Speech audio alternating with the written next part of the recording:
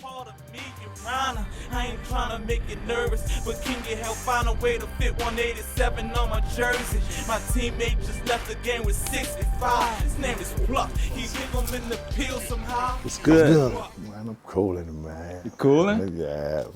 So, I know many people don't know that you're overdue for this interview. Yes. Because normally people do this as soon as they come home.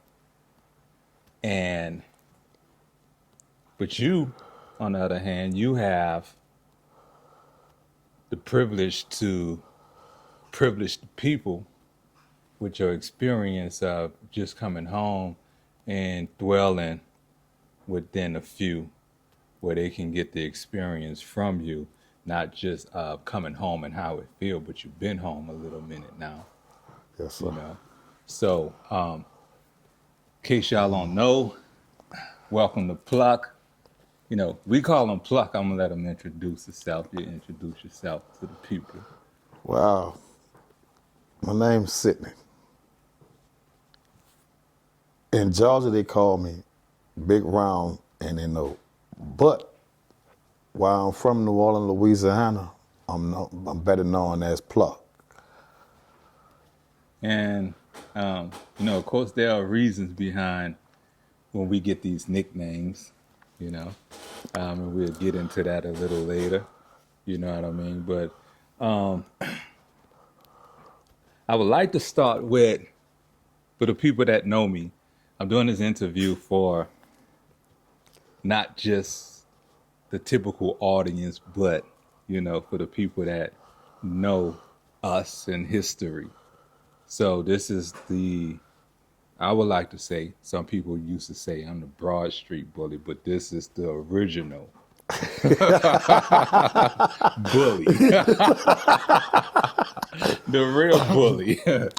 So I'm going to take them back and try to do it in an instance by picking periods of your time going up to doing time and then you coming home. Okay. Starting back from the original bully.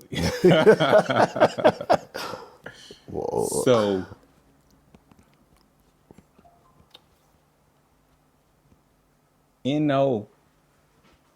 I want to give you your props first of all, because being able to be called NO out of NO holds a lot of weight. And people don't understand that. For some of you, it's more like you can do time in your city and you can be known, you can be popular, you can build a resume for yourself.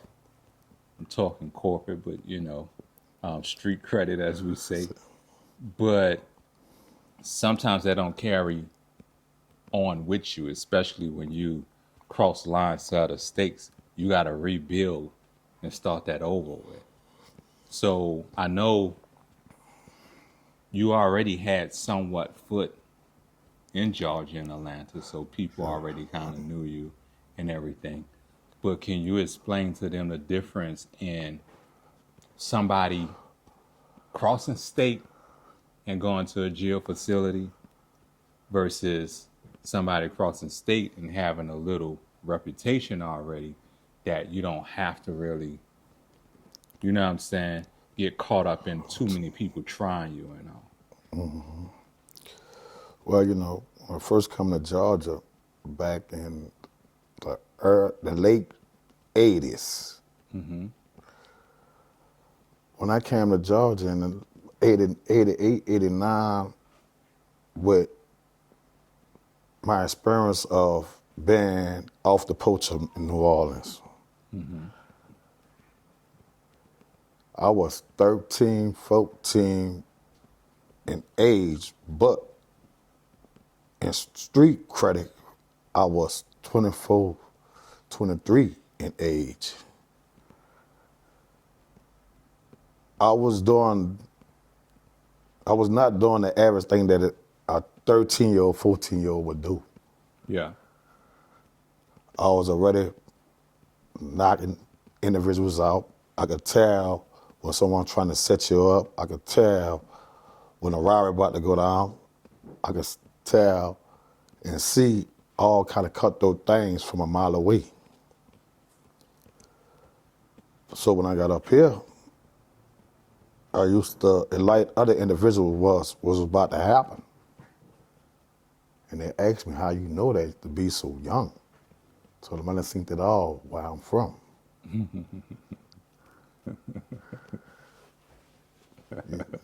So, woo, to sum that up, basically, there are some places that you can grow up in, and we grew up in poverty areas, etc.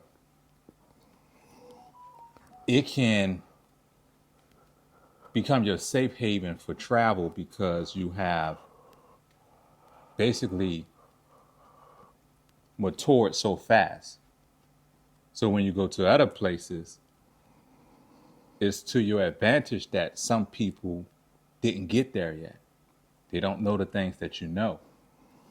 And basically, one of the reasons why that is for us is because we grew up in an environment where you had to learn fast. So we were exposed to things. I tell people often that when they speak of the murder rate and killing, that, I'm sure you knew as well. We knew people that was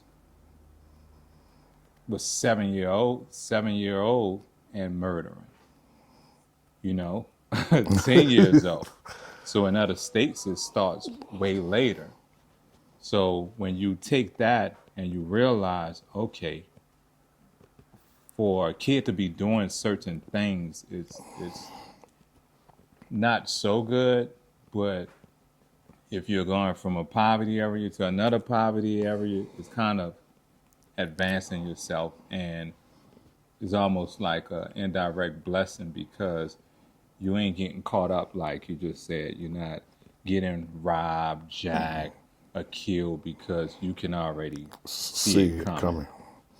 And not just that, but other people are going to find your life more valuable to the point where they're not trying to knock you off because, hey, this person can guide me. They can tell me when something is coming. So you have a little bit of value to yourself than just the typical being out there. Now, let's move to school. I remember, junior high, when you first came through Peters, S.J. Peters, junior high school. And Sidney,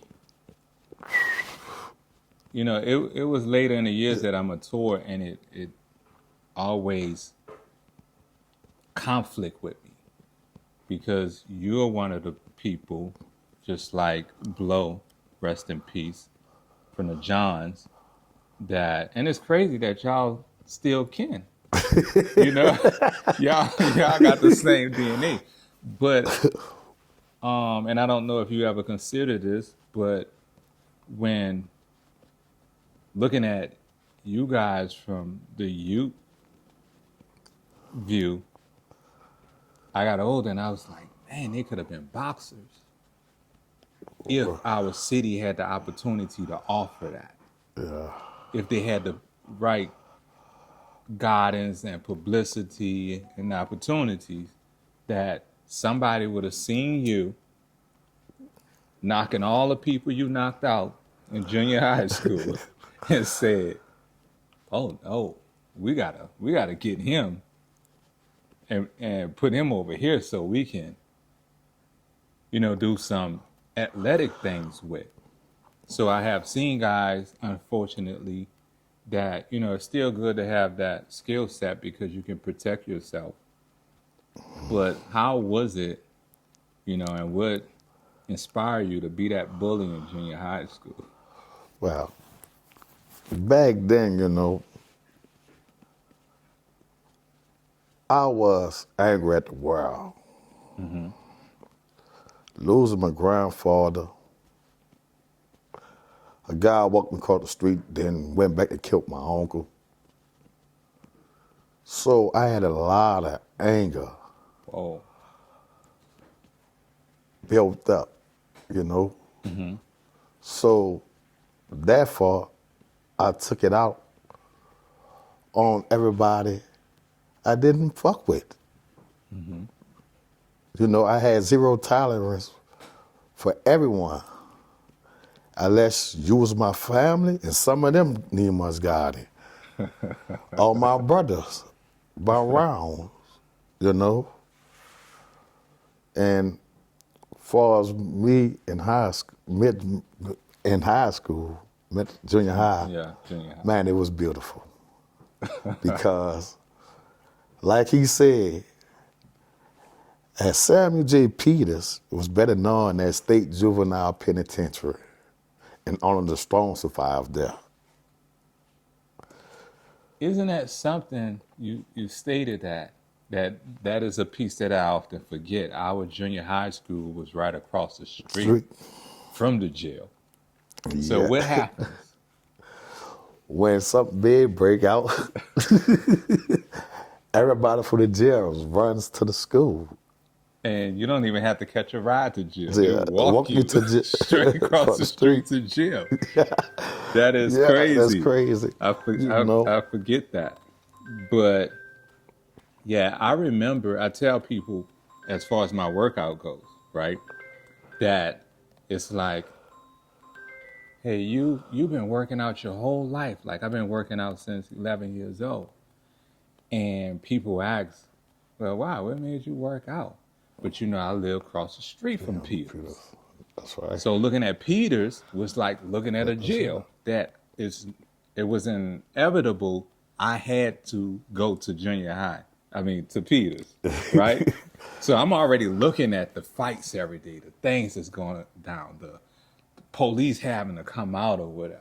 So at 11 years old, I started working out, curling, because I'm like, it's almost like getting ready for prison, right? Yeah. So that's what started my workout, and I've just been working out ever since. It's crazy, I know you all of this time, and I never asked you that question before. And never knew that happened with your uncle, grandfather. I never knew it was the reason. Because, you know, we young, we don't get into why you doing these things until we get older and mature, and then we try to reflect and see what really happened. But it's crazy to hear that for the first time, of just asking you that, and not asking you for me, asking you so people can hear and understand, but still getting the answer that I wouldn't have ever thought of on my own.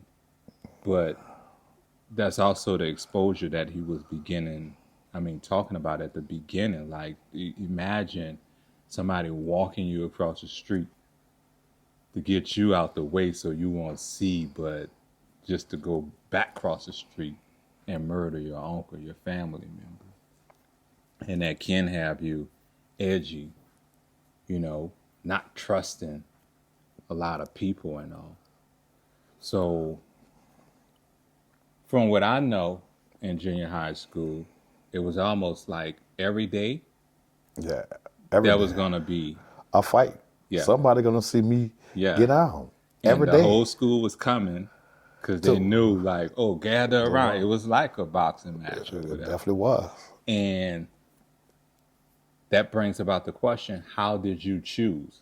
Because I know it was something, it's not that, you can't have beef with somebody every day. So now, how did it come to the point where you picked? Back then, you know, I used to sit back and watch people mess with other individuals that they knew wasn't about that action. Mm-hmm. So I took it up on myself. Since they mess with them, I'm gonna mess with you. Gotcha. You see what I'm saying? So with that being said, the least thing they did, if they didn't even might call them looking at me out the side of their eye, I ran in their shit. Now, that brings me to growing up, this was one of my right-hand guys. And I always tell people like, when I change myself and begin to mature and try to figure out ways to actually consider that people may not have beef, but they may just be looking at you because of something else. So I used to say to myself, hey, I'm not going to attack another guy just because he's looking at me. I started this 3-strike turn for myself. And I'm like, I'm gonna give a person, when I look at on the 3rd strike, then I'm like, what's going on? What's up? Instead of just as soon as you see a person looking at you. And I started that because I used to feel like maybe well, I'm glad you're here because you can tell these people I've been fresh all my life. Yeah, so all in life, you heard me? So during those times, I used to feel like maybe they like something I'm wearing. Even they like my shirt, my hat, or something, a dress code move that I'm busting, right? So, and where I'm from, people not going to come to you and say, hey, that look good, man. I like the way you're wearing that, So I'm like, maybe they're just looking at trying to figure it out, like, man, he put that together or what. But pluck, if we was in a mall or anywhere and someone was looking, I always had to grab him. No, because it was always I was instinct, zero tolerance for everything. They couldn't even look at us because I was always on go mode. Yeah, and I appreciate that. It's not many people that you're gonna meet that have your back like that. You know what I'm saying? And it's been since day one. We walked a long way. We're keeping that same respect, that same morals and principles, and having each other back that way. And most of all, that's what everybody say: loyalty. Yeah, loyalty. So we're gonna move on to the next thing, which is and I'm telling you, it's a whole lot. So when I'm just piecing up that segment of junior high school, it can go way farther than that. But I'm gonna leave that for, the other interviews, or if some of you have questions, you drop the questions down and he can answer in the comments or whatever, But so we're gonna move from junior high school to I want to say this because so many things come into my mind. So there was a time that, I had my first car when I was 15 years old. I always tell people that in a way of telling them that I've been mature. I've been having. So I expect a lot when I'm teaching youth because I don't have to, but there's no other way that I cannot hold them responsible to be mature as I was because I know that it's possible. Right. But all of that to say, having a car that young, because I have to say how old we were. And I remember parking somewhere and I just thought I was the man. I park anywhere I want to. And one time this lady, wrote me a ticket. And I'm like, what you doing? How you going to write me a ticket? And here goes the bully.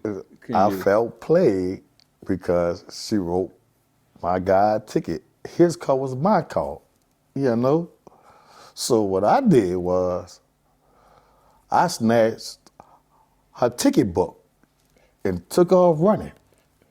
Throwed it on the roof. Police came looking for me and everything else. You heard me? But fuck it. Don't nobody paid no tickets that day. See, for some of you that feel like I'm maybe arrogant, cocky, or have this authoritative mentality, he's probably played a part in that. When you grew up feeling untouchable, etc. So, like I said, it's a whole lot, that can be said. And for those of you that know, you already know what it is. So after junior high, where you want to start in parts that may have brought you from junior high? We know we went to the streets Please. and all. What was it like for you after the school? Well, you know, I dropped out. You know, when I came to Georgia, they put me in the 8th grade. I wasn't there no longer than a month before they skipped me and said I was too advanced for the junior high school kids down here, and they sent me to high school. Mm-hmm. But I didn't last nothing but maybe a month. Why is that? I bust somebody up in front of the security guard, you heard me? And they had went on to kick me out of school, you dig? So from that point forward, I was straight to the streets. No looking back, no school, no nothing. Man, so Yes, yeah. this is interesting that, I mean, you just never got a handle on it to these. Well, I'm not going to speak about these years, but so storm happened, Yeah. and where you went after the storm, and I was already in Georgia before the storm, you know. My storm came in 99. okay,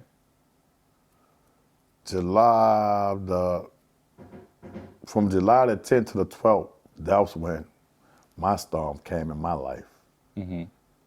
The day I lost my best friend, my mother, my grandmother, my father, my everything, you heard me? Yeah, When my grandmother died, but right before that, she told me, she said, I ain't gonna leave. She said, no, she said, one day I'm gonna go on a vacation, I ain't gonna come back. mm-hmm. And I'm like, Mama, what you mean? She said, but I ain't going nowhere till I'm finished my job with you. I was lost. I didn't understand her. Yeah, She told me that December, November, the year before. A couple of months later, same words she told me, I wasn't prepared for it. So when I lost her, I lost a part of me with her, left with her. I was lost, angry, back angry again.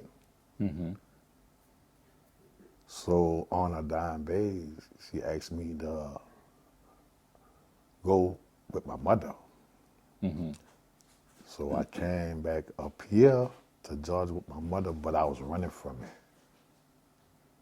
I found myself one day on my mother's living room floor with my grandma's picture in my hand, shaking and crying. My mother and I think my father came in now. He went in and got my mother. She said, just leave him alone. After that, I got up maybe a couple of days later and came back home to face reality, Yeah, you know. and home as in And back New to Orleans, back to New Orleans. Okay, And once I got back, the pain was still there. mm-hmm. You know, a lot of individuals know that know me from back in the day to know me as I was growing up, that I was started dealing with some demons. Yeah, I was already a master, but I was dealing with other demons. And I dealt with them demons to try to ease my hurt, ease my pain. But no matter what happened, that pain was always there. yeah, So when the storm came, by the time the storm came, I was already up here in Atlanta, but maybe I came back up here, I believe, 2001, mm-hmm. and ran into my first wife and got married. I met her about December the 10th, 2001. Married her March the 16th. No, I married. I met her. Yeah, I married her March the 16th, 2002. Within 90 days. Okay. Move fast. So, let me shoot a couple of questions around that so far. With your grandmother, it kind of reminds me, my grandmother, that, and from the perspective of, do you feel like, I felt like, I became this person that was just in control of everything, and I only listened to me. But that one person was my great grandmother that I could bow to at that time. I could respect. For example, she said, I don't care what you do, could you please just come to church every Sunday? Mm-hmm. And we know what could be happening on Saturday nights. But I was still in church every Sunday. Yeah. I had to pay my respects to her request. Mm-hmm. So did you feel like in your journey that, your grandmother played that role for you? Yeah, most definitely she did. I was brought up from an infant in the church house. Mm-hmm. But at one point in time, my grandma told me, I believe I was 13, and she was like, she's not responsible for me no more going to church, but she was. She expected to see me in there. Yeah. If I don't come every Sunday, I must be there on the first Sunday, Communion Sunday, Mm-hmm. So maybe I might skip a Sunday or two, but I would say I used to be in church at least 2 Sundays, not under than 2 Sundays a month. Sometimes I went all 4 Sundays. Mm-hmm. Just to see my grandmother smile when she walked down the usher bowl and her friends and see me sitting on the back pew, and they just smile at me, Yeah. knowing that there go my baby. Yeah. He here. Out of all of the places you can be, I think they understood that, because I used to get that same smile. Yeah. They see you and they're like, okay, he in here. But I guess also for them, it was bigger than church, but that we still are connected in some way to not just be totally lost. Yeah. So I want you, because, when you say first wife, a story is going to come to my mind. You know what I mean? Mm-hmm. And he said that he met his first wife, and, it was 90 days. He was married. They moved fast. Yeah. Well, I'm here to tell y'all that, in order for them to move fast, she had to be somewhat like him, right? So, if you hear this, we know you're a bully too. So that's how I guess, iron sharpens iron, and they got along so well. But yeah, there was a lot of firecrackers popping around. Yeah, most definitely that. Do you care to give them a little bit of her, and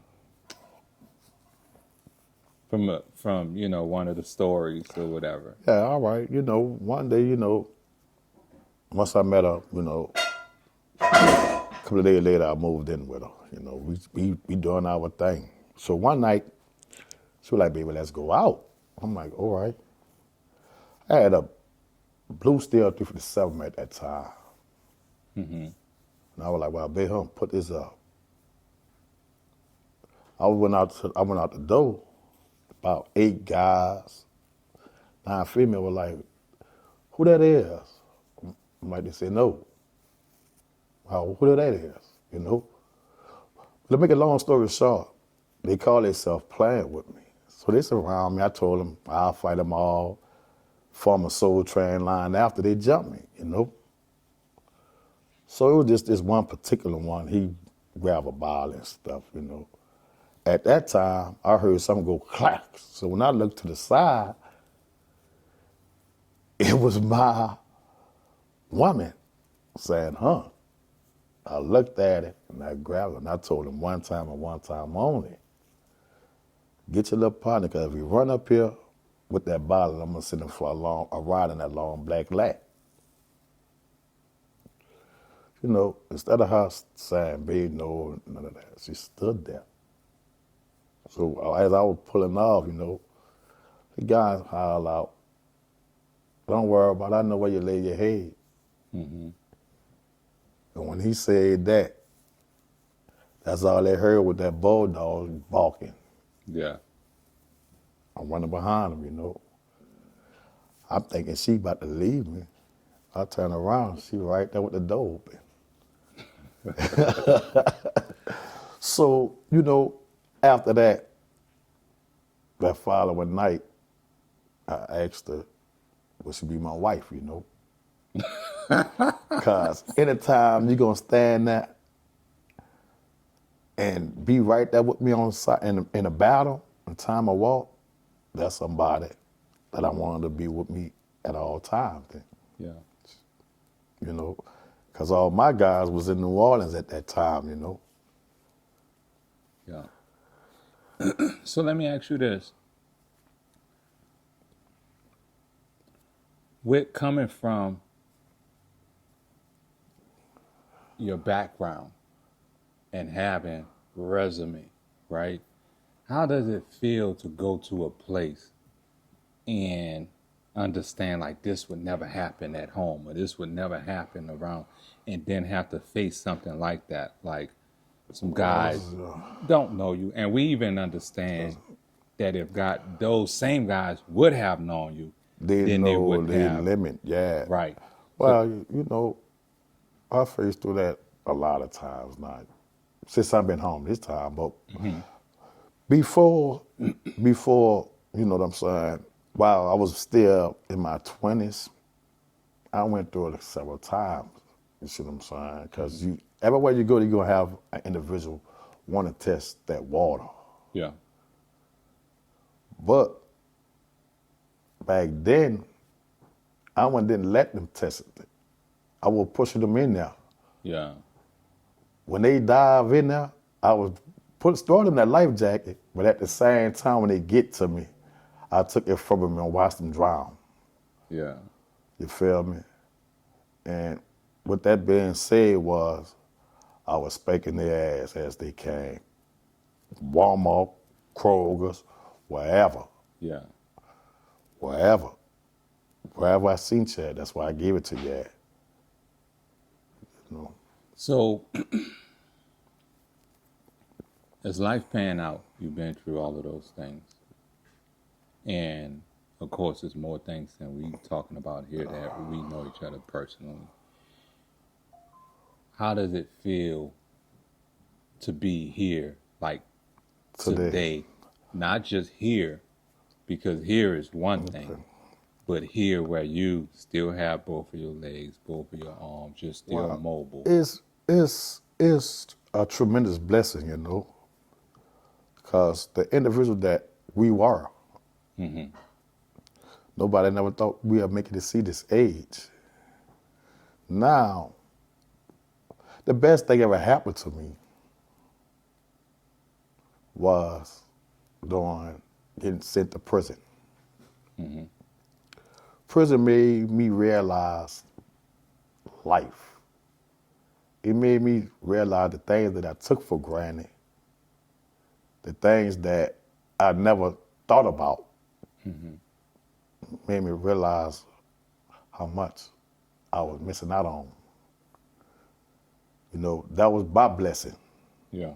because it opened my eyes to a lot. I'm not ashamed to say it, but before I went to prison, only thing I probably could have spelled was my name. I couldn't even spell my kid's name. You know what I'm saying? In New Orleans, Yeah. in the street I grew up on. Can you, because this is your story, and I understand some things may be limited about what you want to share, but it reminded me of when you said that, you basically got yourself educated. You took advantage of the time in prison to educate yourself in prison, right? But you lost something. You always you say that in our conversations sometimes that it was something that you lost, a home, because you didn't have the proper education to know how to read and write. Yeah, I lost a lot. It was a lot. It was things that,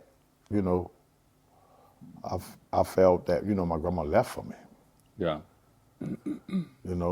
And I lost a lot. Yeah. But during me losing a lot, I gained a lot more. Yeah.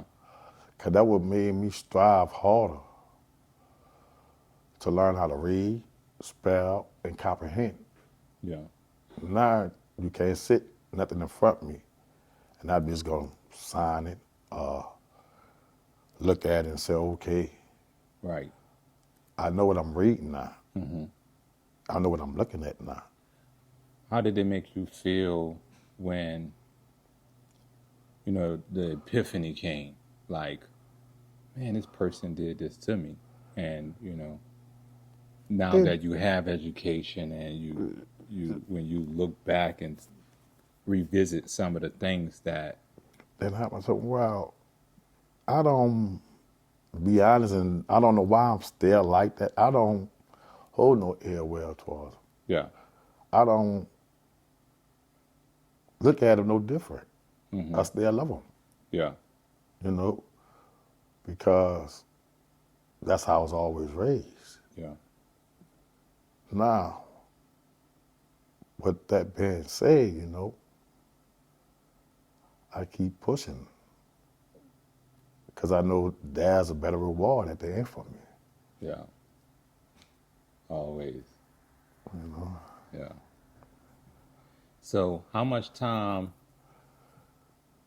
did you serve? 18 years, 4 months exactly. And could have been a little bit more, if I yeah. stopped you at the end. At the end, yeah. Well, I'm going to tell y'all, he ain't going to tell you, but I'm going to tell y'all this incident that took place.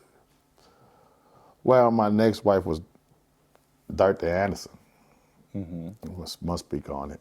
But at that time, I was dating her at the halfway house. And certain things didn't happen. So I made a phone call. And I told the guy to tell him that it was NO, but I realized he didn't know no NO. So he called back. It's like, who is it? No, I said, no, tell him Pluck.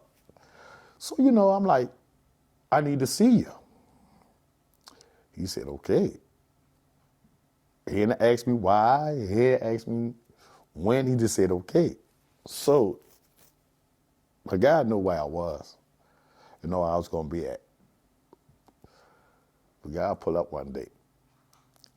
And at that date, he seen that look in my eyes that he knew from maybe 17 years ago. From ever since we was a youth.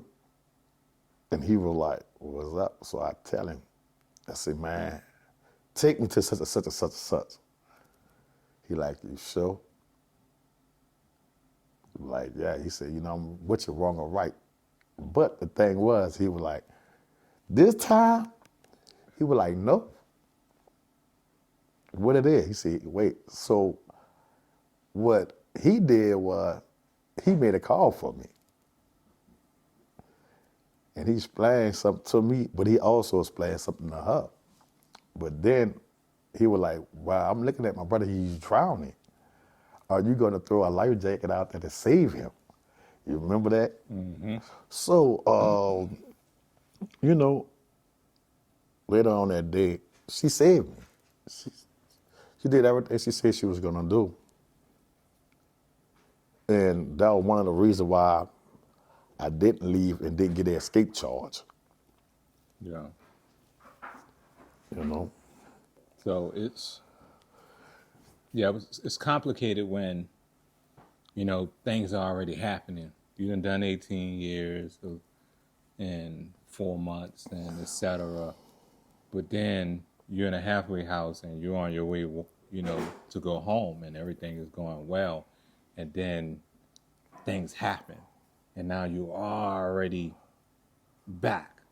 And that's basically what I was saying in a joking way, but true story that, I helped him out where we had to talk about it, because he was just ready to go. Like, hey, let's go right now and leave, and I need to do this. And I'm like, nah. But it's amazing that, you have to find your triggers. And that's what we talk about all of the time. You got to find your triggers. You got to find the people that trigger you to know how to maneuver from around them so these things won't happen, to bring you back to the place you once was, to give them those certain reactions to put you back in the same place. So 18 years. Yeah. Back to your freedom. So now, since you're ending, like coming out of your sentence, celebrating the release of your parole, not being on paper or anything, which I never told you. Congratulations.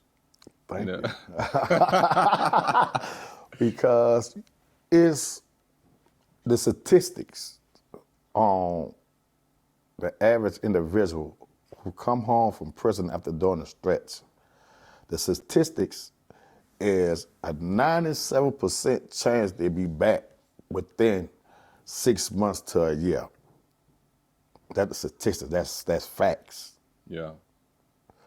But with me, they said I would never make it out here 6 months.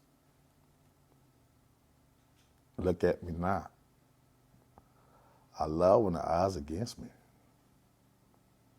I always say, for some of us, we use that as motivation. That's For right. some of us, that the odds break them down versus I need to prove you wrong.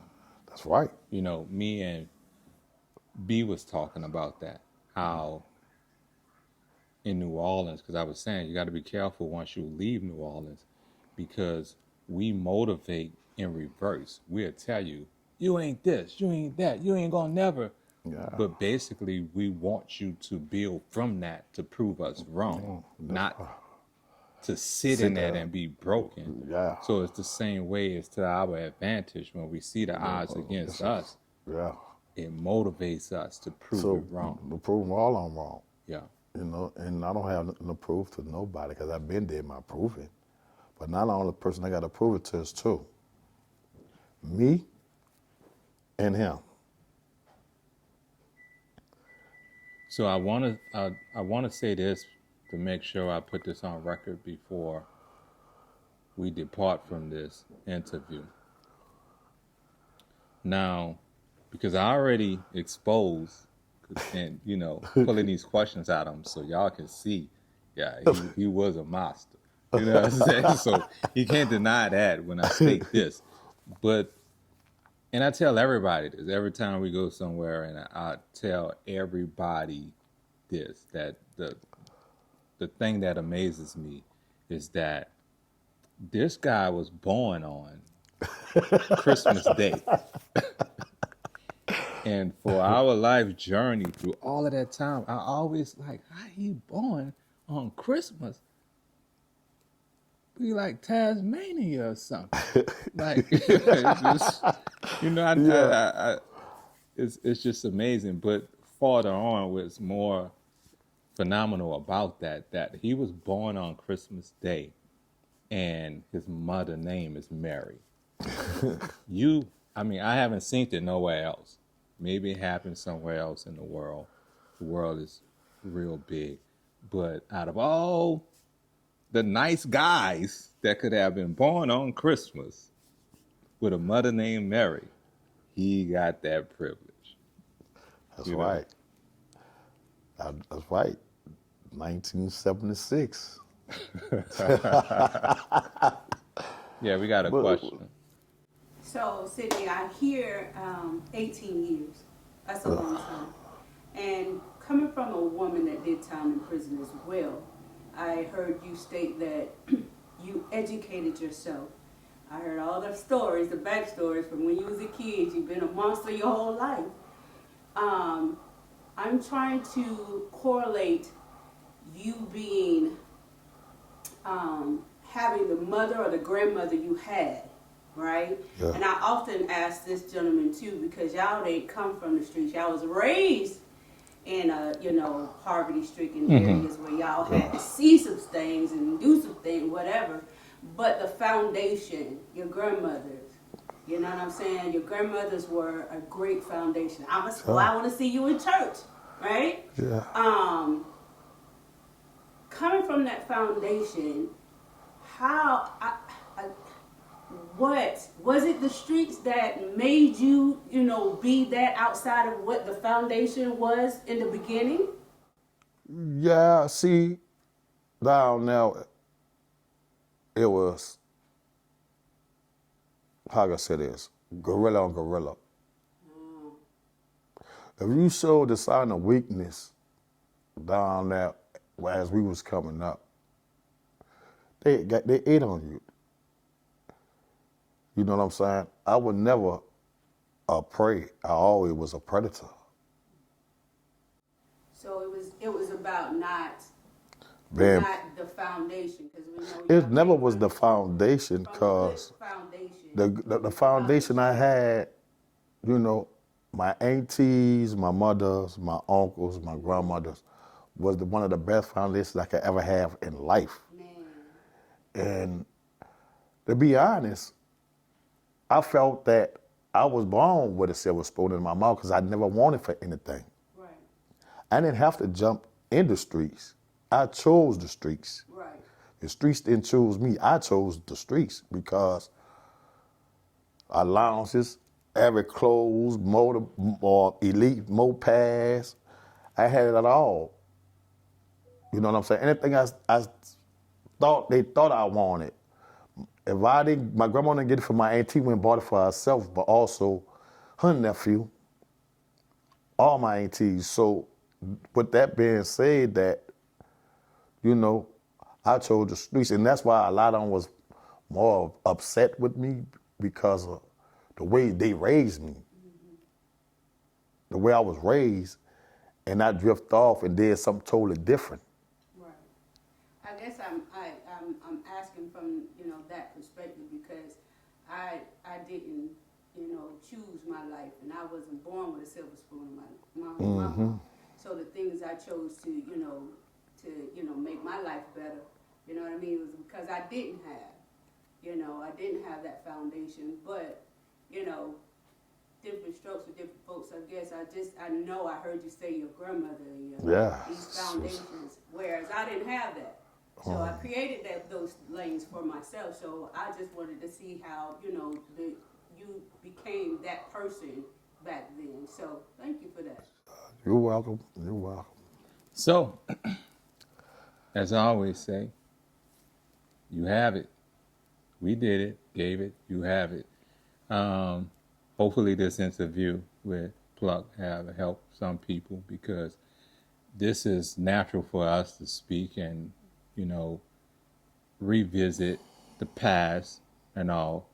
But some of us have kids that are going down that same lane. Maybe this is something that you can look at and take something from to basically educate yourself as parents on what to do with your kids, or know the type of questions to ask your kid or what they're going through. Because just like I'm asking you these questions, I'm asking them now, but we wasn't asked these questions growing up. For us to understand one another, like I said, I ain't asked him, he ain't asked me. We just living, and we didn't have adults that was informed enough. And not to say that anything was wrong with it. We got the best that we could get. And that's why I always say, we got to get out of the arena of staying in one pot, because I feel like we had school teachers that could have helped us if they came from other areas.